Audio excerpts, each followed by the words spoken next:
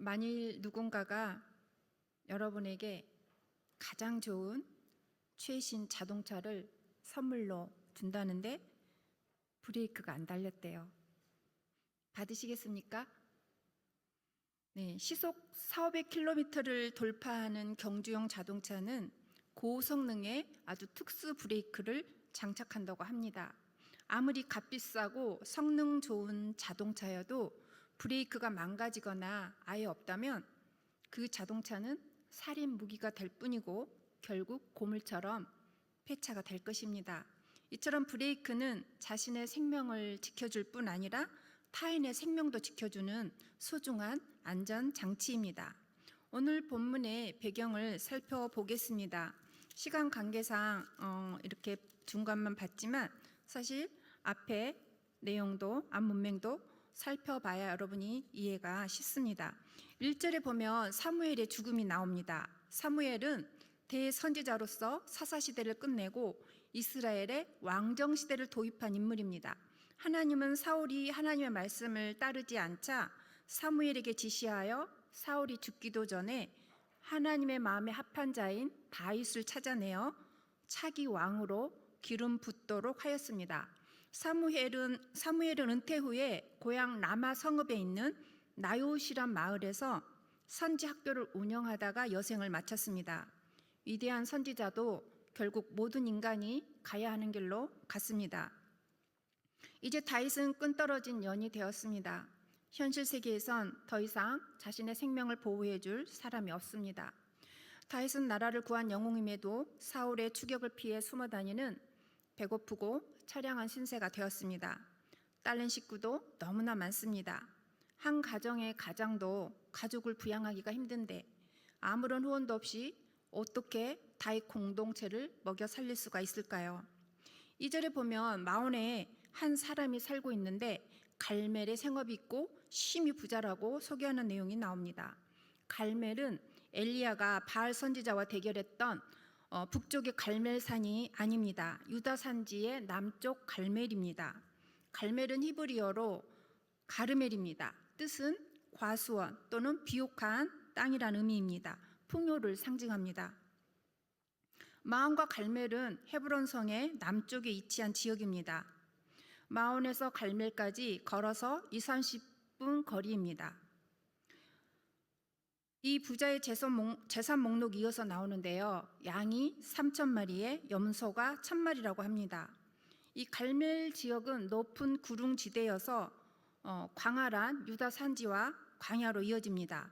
고원 구릉지대라서 이슬을 머금고 있는 서늘한 기후였습니다. 목축업을 하기에는 천혜의 요새가 된다고 합니다. 당시의 목축업을 참고하면 목자들은 양떼들의 먹이 경쟁을 방지하고 또 질병 및 사고를 막기 위하여서 이동식 방목을 도와주는 전문 인력들이었습니다. 그러니 목장의 규모로 봤을 때 많은 노동력을 필요로 하는 기업임을 짐작할 수 있습니다. 이곳 갈멜에서 한 부자가 양털을 깎고 있었다고 합니다. 전문 목자들 외에도 수많은 양털 깎기 전문가들이 있습니다.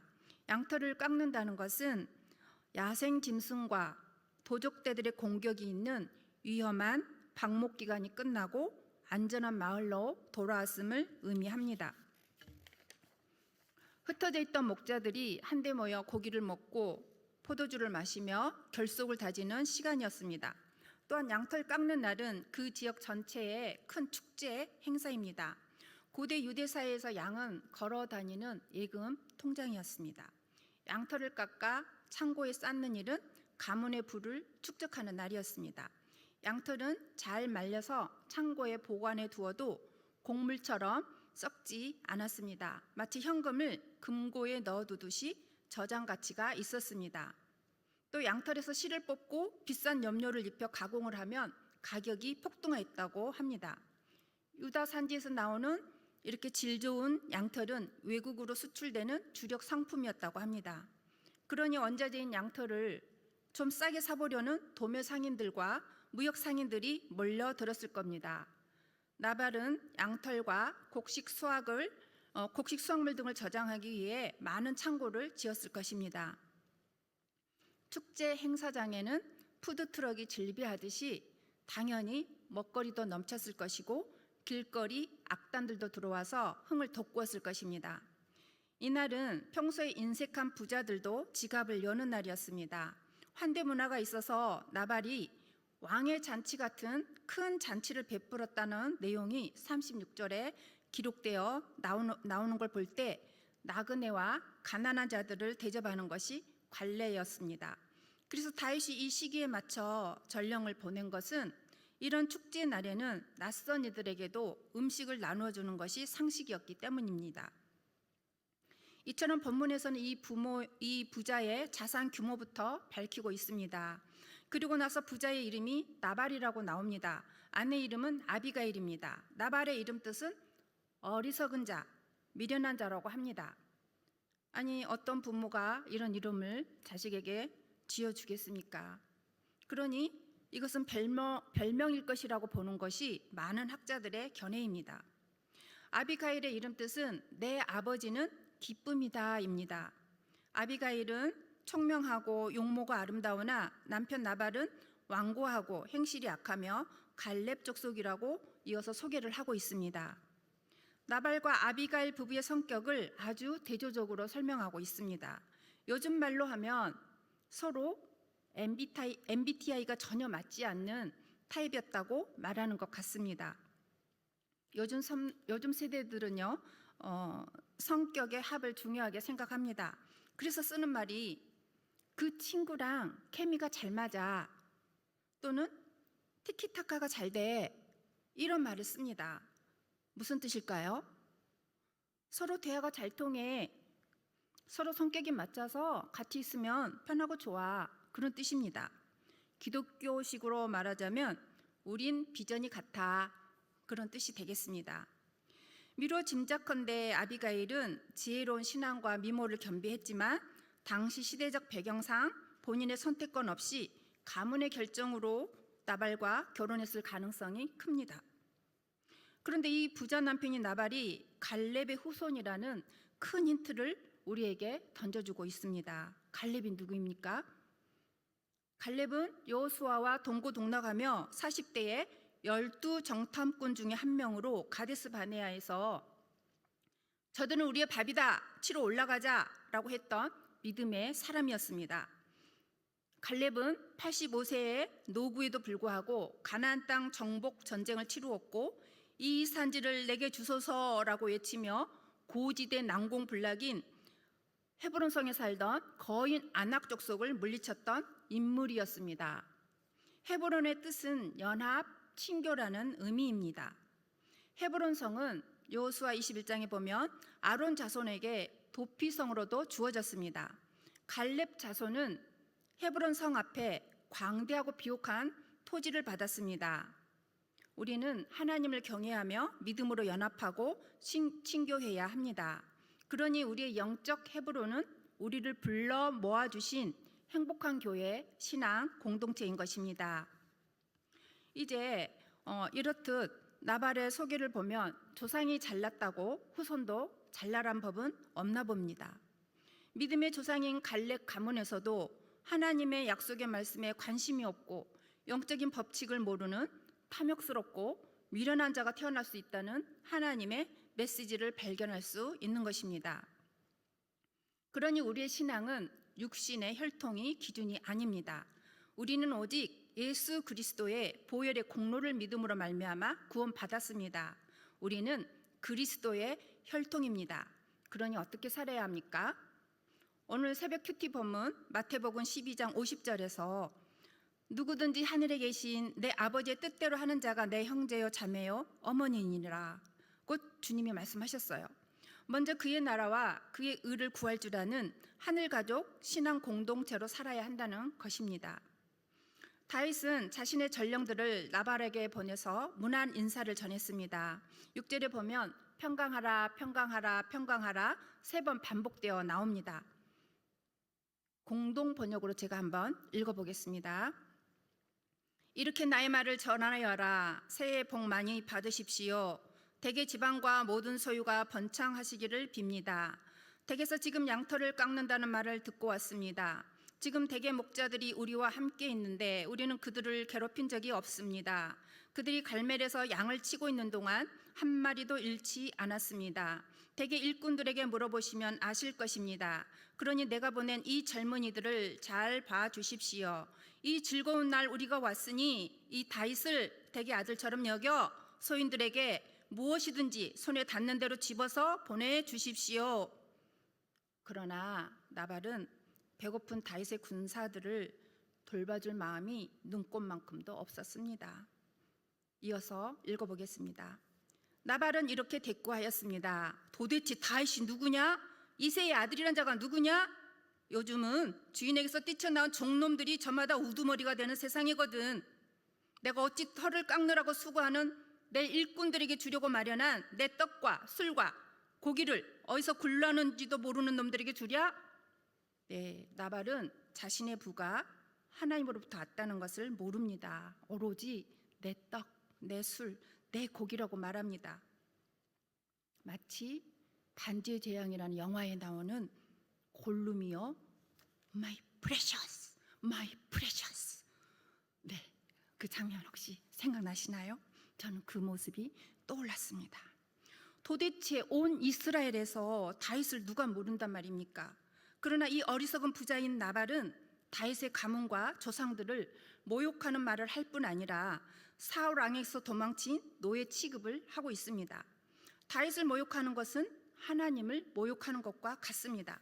장차 하나님께서 다윗의 자손을 통하여 우리 주 예수 그리스도를 구원자로 세상에 보내실 계획이기 때문입니다. 다윗은 자신을 아들로 여겨달라며, 즉 자비를 베풀어 달라는 뜻으로 부하들을 보내 급하게 먹일거리를 요청했지만 자존심을 박박 긁어대는 나발의 언사에 분노 게이지가 급상승했습니다. 말하자면 열폭하는 순간입니다. 400명의 부하에게 각기 칼을 차라고 명합니다. 다윗 자신도 칼을 찹니다. 이제 갈멜을 향해 달려오는 피에 굶주린 맹수들의 발소리가 느껴지는 순간입니다. 그때 나발의 기업에 속한 무명의 한 목자가 아비가일에게 찾아와서 이 사실을 전합니다. 실제로 다윗의 부하들이 양새끼 한 마리도 건드리지 않았고 밤낮 자신들을 울타리처럼 지켜주었다고 증언합니다.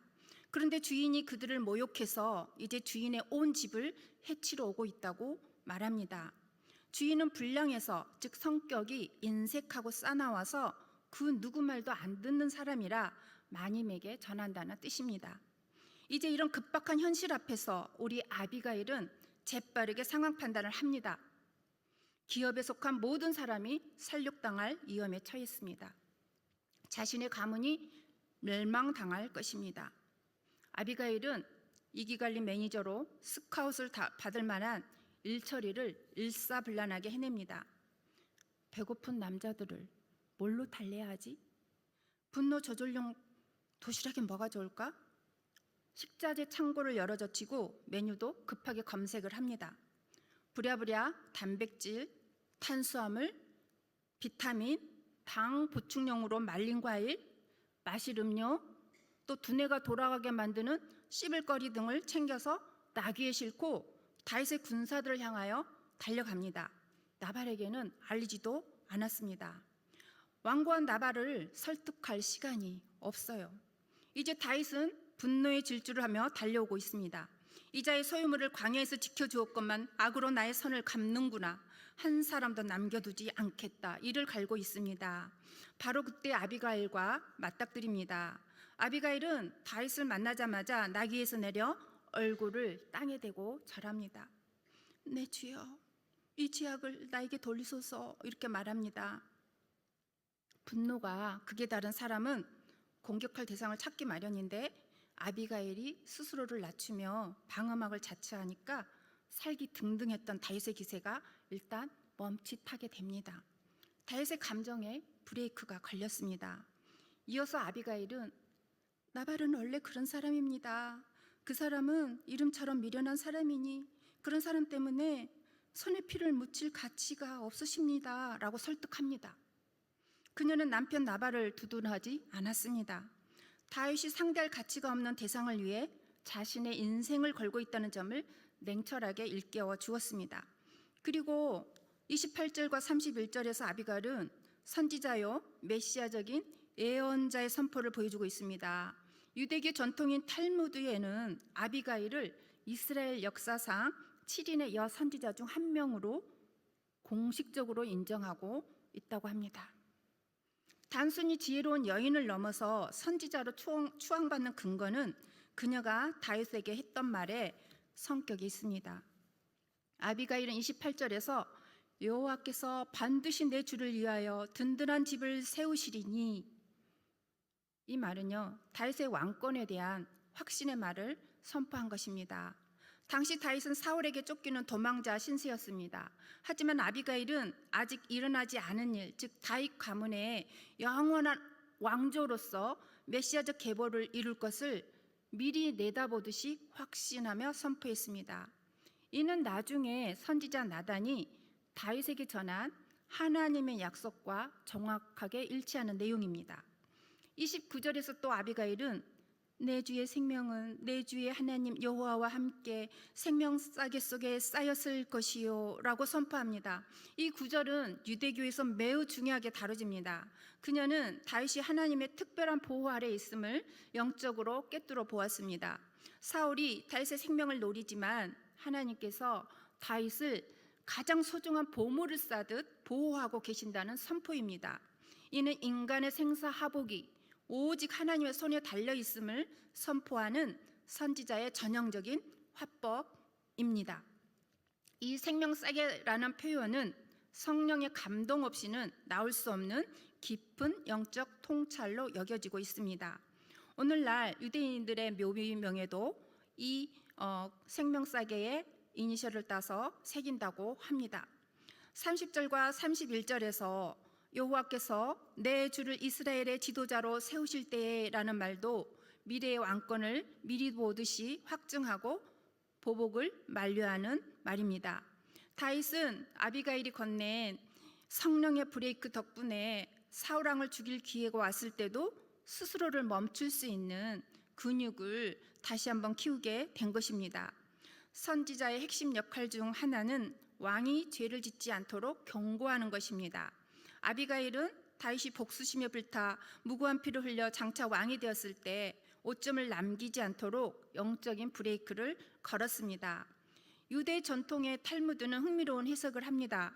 탈무드 랍비들은 아비가일이 다윗을 설득할 때 성령에 감동되어 미래를 내다보는 예언을 했다고 분석합니다.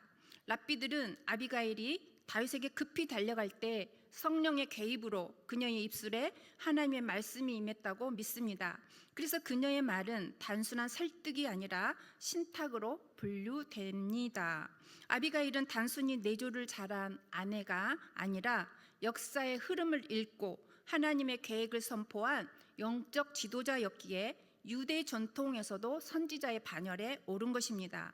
아비가일은 하나님의 구속사적 흐름을 완벽히 꿰뚫고 놀라운 예언자적 선포로 성령의 브레이크가 되어 다윗을 구했습니다. 진실로 인생을 성공으로 이끄는 것은 부에 있는 것이 아니라 하나님의 지혜에 있음을 알 수 있습니다. 아비가일의 이 브레이크가 없었다면 우리가 아는 성군 다윗은 탄생하지 못했을지도 모릅니다. 아비가일처럼 누군가의 인생에서 선한 제동 장치인 성령의 브레이크가 되고 계십니까?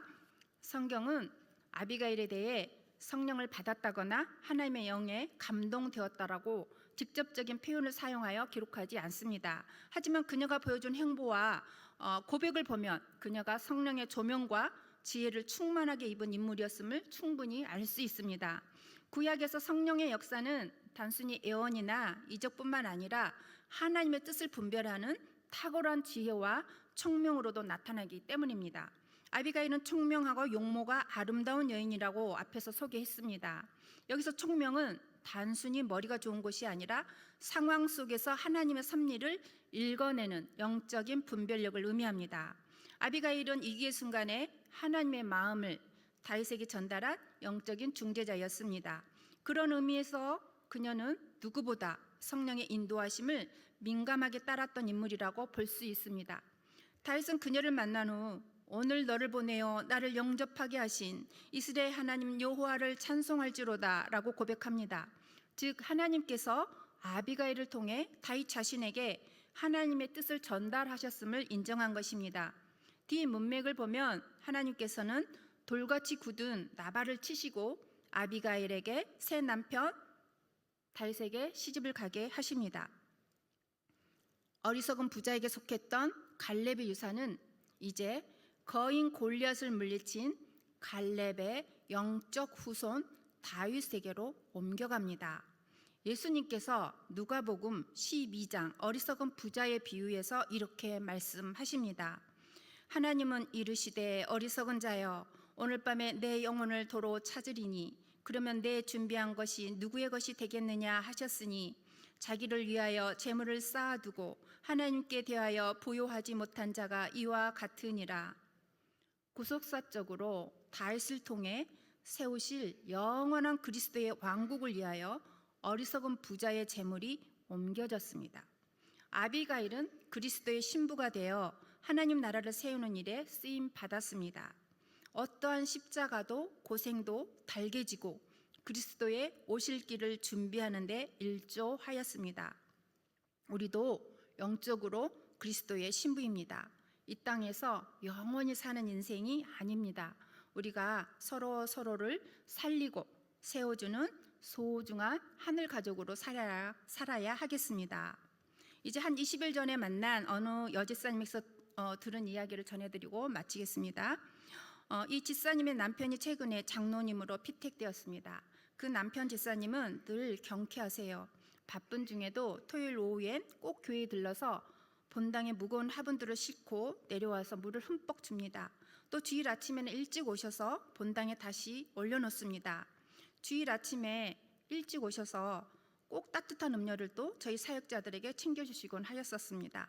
그뿐 아니라 주일 점심 식사 후에는 구역 담당이 아니어도 매주 설거지를 해주셨습니다. 또 만나는 성도들 모두가 하는 말이 그분과 몇 마디 대화를 하고 나면 기분이 그렇게 좋다고 하십니다. 저도 느꼈습니다. 그래서 여집사님께 남편이 어떻게 해서 그렇게 변하게 되었느냐고 물어봤습니다. 원래는 나발처럼 인색하고 완고한 남편이었다고 합니다. 교회 좀 같이 나자고 그렇게 졸라도 나발이 다윗을 무시하듯이 교회에 대한 부정적인 말만 내뱉었다고 합니다. 그러다가 하는 사업마다 안 되었다고 합니다. 빚도 많이 지고 나이도 있는데 월세방에 살게 되었다고 합니다. 남편에 대해서는 오늘의 이야기 속에 나오는 것을 적용하여 기도했다고 합니다. 어리석은 나발이 돌처럼 안고한 마음을 갖고 있는데 제 남편도 그렇습니다. 어리석은 나발 같은 남편의 마음은 죽여주시고 제 남편 안에 다윗같이 하나님 나라를 위한 마음을 주시옵소서라고 기도했다고 해요.